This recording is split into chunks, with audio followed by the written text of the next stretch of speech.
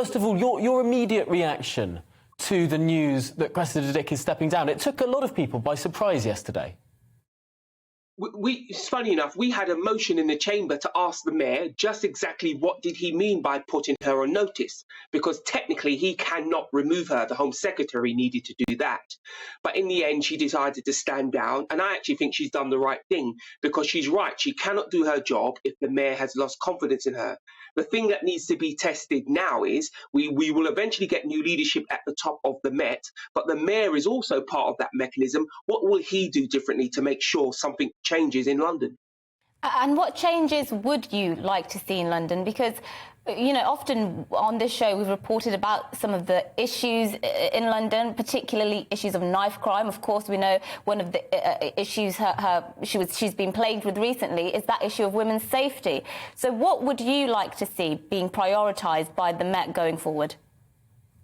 It's even more fundamental than that. The way in which Cressida Dick has been treated will stop good candidates coming forward. Because if you work for a mayor who will immediately throw you under the bus when there's trouble, and let's be very clear, if you're the Commissioner for London, there's going to be trouble. If the mayor is not standing with you and you're his battering ram, you take all the hits, a good candidate won't come forward because it'll just mark their career. So the first big change you need is a mayor who takes responsibility. Yes, Cressida Dick is gone. Yes, she carries a big part of the responsibility, but the mayor also needs to lay out his plans as to what he wants to see change, because then we can ask. Because let's be clear, the Metropolitan Police has largely had the right issues at the top of its agenda. The one big thing missing, which again we were relying on the mayor to give to them, is fraud.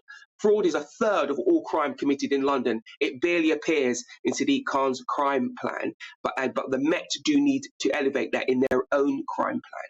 And when you talk about the controversies will not go away. Our new commissioner will have to deal with whatever Cressida's left behind and new revelations, which I'm sure there will be some of. So we need someone who can delicately step between not joining the politicians, representing the public, but also supporting the morale of the police. That's going to be very important going forward.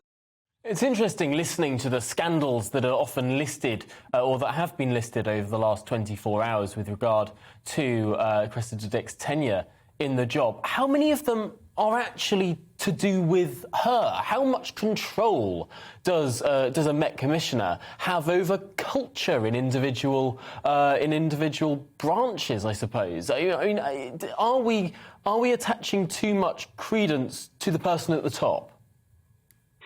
All of these have a relevance to her, and none of them do in a certain sense. And that's why where the mayor is, and I'll keep going about the mayor, is very important, because to drive cultural change will need more than the commissioner. It will need your bobbies on the beat to believe in that change. It will need strong leadership from the top, and it will need a direction from the mayor to say, this is what Londoners want to see happen. And that's why I can tell you, almost certainly, there'll be more revelations going forward. You're talking about an organisation with 55,000 members of staff. Some of them will transgress. But we've all slipped into the problem of blaming the commissioner. Yes, she's responsible for that change, but of course she didn't carry out those heinous individual acts, such as the murder of Sarah Everard, which I think really pushed the community in a really negative direction, read the police, and also as well some of the relationships that have long-standing been poor with the police, say with the black community. But we have to give the commissioner the room to do the job, but not always hold them directly responsible for what any individual officer has done.